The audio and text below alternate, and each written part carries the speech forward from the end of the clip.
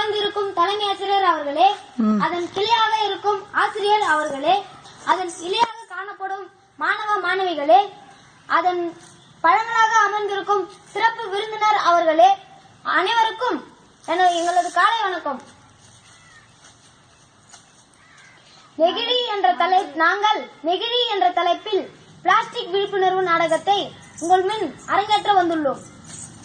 வாங்க பார்க்கலாம். பூஜா, என்ன பண்ற? அந்த எண்ணெய் சீப்பை எடுத்து நம்ம கொஞ்சம் வேலை இருக்கு. இருமா.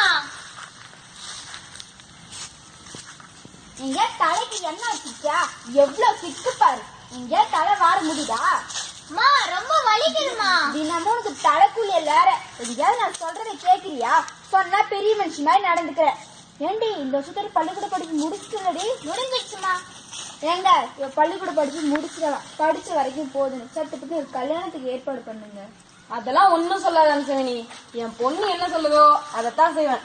என்னடா குட்டி பண்ண போற? சரியா சொன்னீங்கப்பா. நான் 12th 1192 மார்க் எடுத்திருக்கேன். இப்ப கவுன்சிலிங் எதிர்பார்த்துட்டு இருக்கேன். எனக்கு நிச்சயமா ஒரு நல்ல காலேஜ்ல இடம் கிடைக்கும். நான் கார்டியாலஜிஸ்ட் ஆக போறேன். அதை முடிச்சிட்டு என்னோட லட்சியமான சிறந்த ஆர்ட் ஸ்பெஷலிஸ்ட் ஆக போறேன். என்னடி காடுன்ற ஆடுன்ற என்னடி படிக்க போற?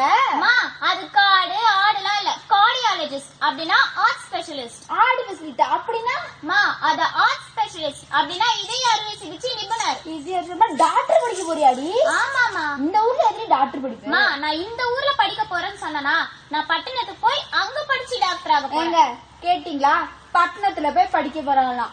போருங்க. இந்த பொம்பளை பிள்ளைங்க படிச்சு வேலைக்கும் போயிட்டா அவ்வளவுதான். வரவனுக்கு சுத்தமா மதிக்க மாட்டாங்க. நான் சொல்றதை கேளுங்க. அவ கல்யாணத்துக்கு ஏற்பாடு பண்ணுங்க. அம்சவேணி, நம்ம 2 பேரும் உட்கார வச்ச பிள்ளைங்களுக்கு பாடத்தை சொல்லி கொடுத்தோம். அதுங்களா கத்துக்கிச்சுங்க, இவ்வளவு மார்க் எடுத்துருக்குங்க. அதை நாம உற்சாகம் விட்டணுமா? அது இல்லங்க, நீதான் அன்னையில இருந்து கூட்டுக்குழு மாதிரி ஒரே இடத்துல இருக்க. நானா உனக்கு சுதந்திரம் தரமாட்டேன்னு சொன்ன, நீ வெளியே வர மாட்டேங்கிற. அது மட்டும் இல்லாம இந்த காலத்துல யாரும் யாருக்கும் அடிமை இல்லம்மா. இப்பெல்லாம் ஆணும் பொண்ணும் சரி நிகராத்தான் இருக்காங்க. இந்த காலத்துல பொம்பளை பிள்ளைங்க படிக்கிறது ரொம்ப அவசியமா.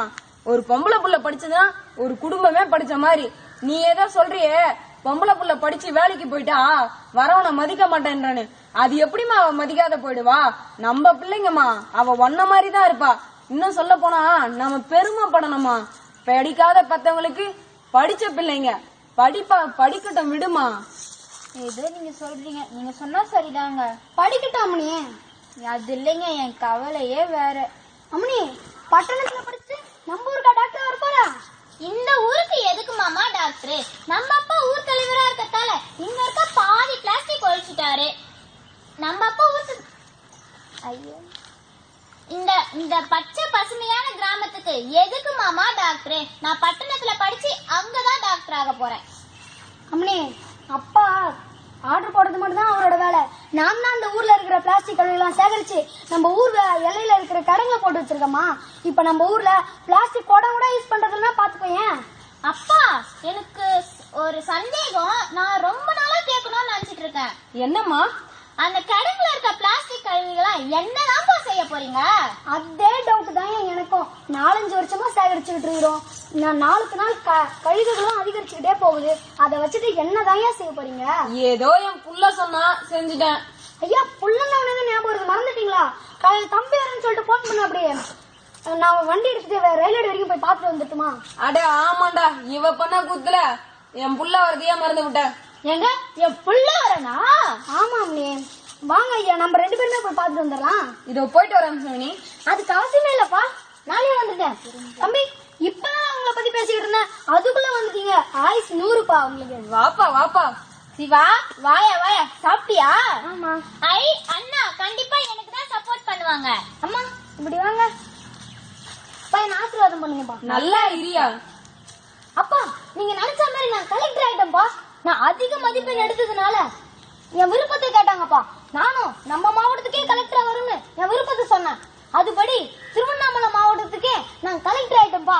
நாளைக்கு எனக்கு பதவியேற்பு விழா. ரொம்ப சந்தோஷம்பா. சந்தோஷத்துல பேச வார்த்தை வரல. ஏதோ நான் குமுற அந்த பெரிய என் பிள்ளைங்க சந்தோஷமா வச்சிருந்தா போதும்பா. எப்பன்னு பெருமை என்னப்பா இருக்கு? தம்பி, ஊரகத்துல எவ்வளவோ படிப்பு இருக்கு, நீ ஏன்பா கலெக்டர் படிக்கணும்னு ஆசைப்பட்ட? நம்ம லட்சுமி மாடு மேய மோசம் பிளாஸ்டிக்கை சாப்பிட்டு வயிற்று வலியால துடிச்சு. அப்பா டாக்டர் அது வயிற்றுல இருந்து இவ்வளோ பிளாஸ்டிக் எடுத்திருப்பாங்களாப்பா? எடுத்திருப்பாங்கப்பா. அதை ஞாபகப்படுத்தாத சாமி. நம்ம ஆசாசியா வளர்த்தல மாட்டை என்னைக்கு நம்ம பிளாஸ்டிக் இறையாக்கணுமோ அன்னைக்கு முடிவு பண்ண.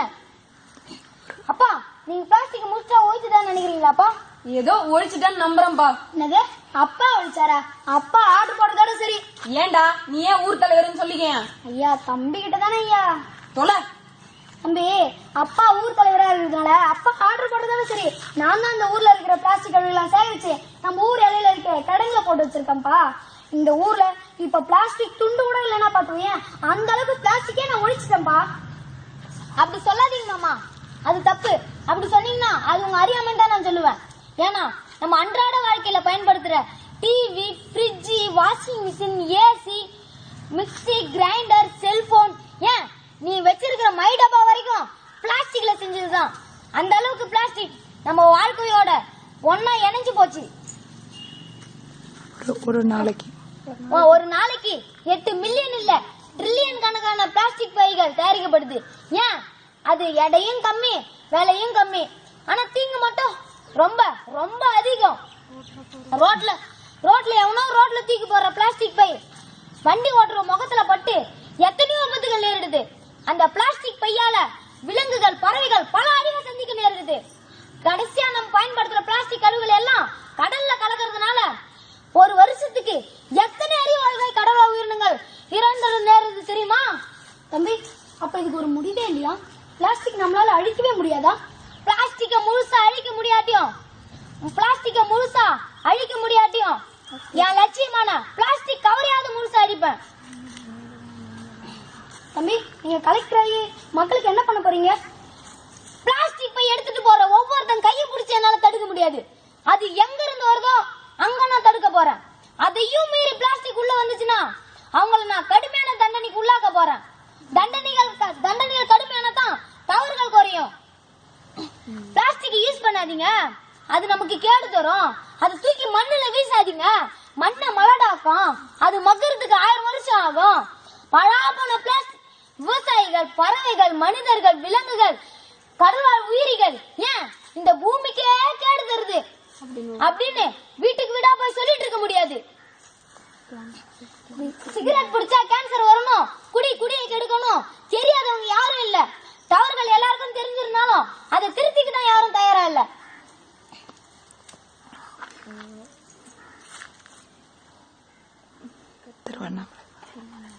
திருவண்ணாமலை மாவட்டத்தில் இருக்கிற எல்லா மகளிர் சுய உதவி குழுக்களை ஒன்று திரட்டி அவங்கள வச்சு மஞ்சள் பை செய்து எல்லா கடைகளுக்கும் சப்ளை பண்ண போறேன். ஆர்வமுள்ள இளைஞர்களுக்கு வேலை வாய்ப்பு தர மாதிரி வீடு விடா தெரு தெருவா அனுப்பி பிளாஸ்டிக் கழிவுகளை சேகரிச்சுட்டு வர சொல்ல போறேன். அவங்களுக்கு நான் சிறப்பு ஊதியமும் வழங்க போறேன். கடன்கள் இருக்கிற பிளாஸ்டிக்கையும் சேமிச்சுட்டு வர பிளாஸ்டிக்கையும் வச்சு திருவண்ணாமலை மாவட்டத்தை சுத்தி 200க்கும் மேற்பட்ட கிராமங்கள் இருக்கு. அதுலயும் பல கிராமங்கள் சாலை வசதி இல்லாம இருக்கு. மறுசுழற்சி போக மீதமுள்ள பிளாஸ்டிக் கழிவுகளை வச்சு சாலை வசதி அமைக்க போறேன். அது மட்டும் இல்லாம நம்ம கழிவுகள் வெளியே போக கூடாது. நம்ம கழிவுகளை நாமே சரியான முறையில பயன்படுத்தணும். திருவண்ணாமலை மாவட்டத்துல ஒரே ஒரு கிராமத்துல கூட சாலை வசதி இல்லன்னு யாரும் சொல்லாத நிலைக்கு நான் கொண்டு வர போறேன். திருவண்ணாமலை மாவட்டத்தை 32 மாவட்டத்தோட முன்னிலைப்படுத்துவேன்.